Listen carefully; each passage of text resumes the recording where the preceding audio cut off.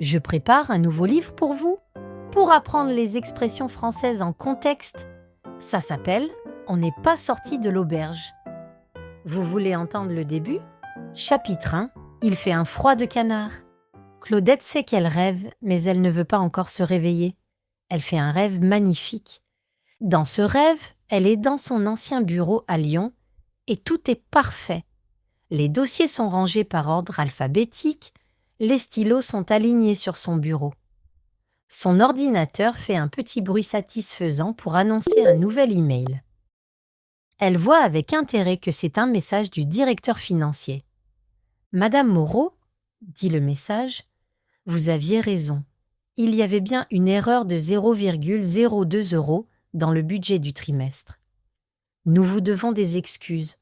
Vous êtes la meilleure comptable de France. » Claudette sourit dans son sommeil. Évidemment qu'elle avait raison. Elle a toujours raison. Les chiffres ne mentent pas et Claudette Moreau ne fait pas d'erreur.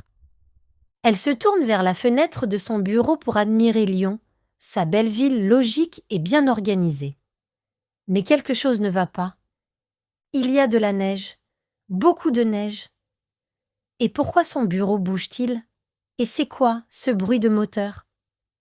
Elle ouvre les yeux. Elle n'est pas à Lyon. Elle est dans un bus froid qui sent le diesel et les sandwichs au jambon. Dehors, par la fenêtre, il y a des montagnes énormes couvertes de neige, des arbres blancs, un ciel gris. La neige est partout. Ma parole, pense-t-elle.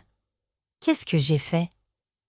Lodge des Étoiles, terminus, annonce le chauffeur. Claudette se lève lentement.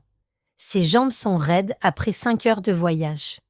Elle prend son sac, vérifie qu'elle a son téléphone, son portefeuille et sa liste de choses à faire. Elle a toujours une liste. Puis elle descend du bus. Le froid lui coupe le souffle.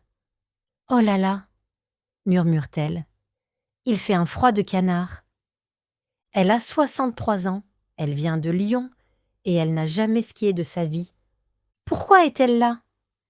À cause d'un livre stupide de développement personnel que sa nièce lui a offert pour son anniversaire. Osez vivre! 30 jours pour transformer votre vie.